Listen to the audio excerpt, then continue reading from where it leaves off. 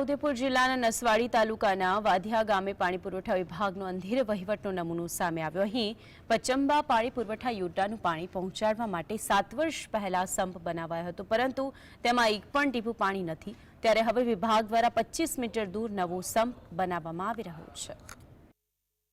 નસવાડી તાલુકાના વાઘિયા ગામે પોચંબા પાણી પુરવઠા યોજના હેઠળ 119 ગામોને ફિલ્ટરવાળું પાણી મળી રહે તે માટે સરકારે 7 વર્ષ પહેલા 50 કરોડથી વધુના ખર્ચે સંપ અને ટાંકીઓ બનાવી હતી, જેમાં અમુક ગામોમાં હજુ સુધી પોચંબા પાણી પુરવઠા યોજનાનું પાણી પહોંચ્યું નથી।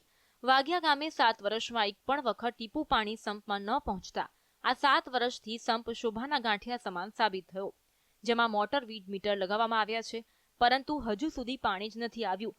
તેમ છતાં લાઇટ બિલ પણ સરકાર એમને એમ જ ભરી રહી છે। પાણી પુરવઠા વિભાગના અધિકારીઓ આ ગામડાઓની મુલાકાત પણ લેતા નથી અને પોતાની ઓફિસમાં જ બેઠા બેઠા અંધેર વહીવટ ચલાવી રહ્યા છે। પાણી પુરવઠા વિભાગ દર વર્ષે 119 ગામોને ફિલ્ટરવાળું શુદ્ધ પાણી મળી રહે તે માટે 2 કરોડ રૂપિયા કોન્ટ્રાક્ટરને ચૂકવે છે। હાલ તો આ સંપમાં પાણી પહોંચ્યું નથી, ત્યારે સરકારે 24 ગામોને પીવાના પાણી માટે 44 કરોડની બીજી ગ્રાન્ટ ફાળવતા નવો સંપ બનાવવાની કામગીરી શરૂ કરી દેવાઈ છે।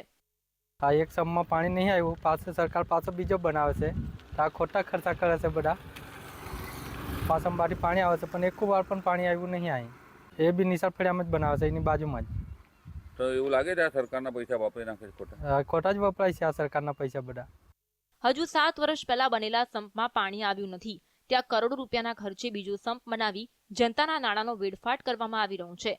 ગ્રામજનોનો આક્ષેપ છે કે તેમના ગામમાં ઉનાળાના સમયે વોટર વર્કર્સના બોર સુકાઈ જાય છે, ત્યારે પશુઓને પાણી પીવડાવવામાં પણ મુશ્કેલી પડે છે। બીજી તરફ કાગળ પર વાઘિયા ગામમાં પોચંબા પાણી પુરવઠા યોજનાનું પાણી પહોંચતું હોવાનું દર્શાવવામાં આવે છે। એક શ્રમ બનેલો છે ને પાણીની આવતું નથી અમારા ગામની અંદર। 5-6 વર્ષ થયા ગયા અને બીજો શ્રમ બને છે, તો બનાવીને અમારે શું કરવું? પાણી નથી આવતું। શંકર પાસે શું માંગણી કરીએ? અમારે પાણી નહીં આવતું, બીજો બનાવીને શું કરવું? પાણી આવવું જોઈએ ને સરકારને, પાણી છોડવું જોઈએ ને। પાણી તો આવતું નહીં, બનાવીને શું કરવું? બનાવ્યું તે વર્ષ આવેલો પણ વેલાળી તૂટી ગયેલું, એટલે ત્યાંથીનું પછી આ બાજુ નહીં આવતો। વેલાળી પાઇપ તૂટી ગયેલી, તો રિપેર નહીં કરતા લાગે? હવે એ ખબર નહીં આવે રિપેર કરી કે નહીં। પાણી આવતું જ નહીં, બિલકુલ નહીં આવ્યું।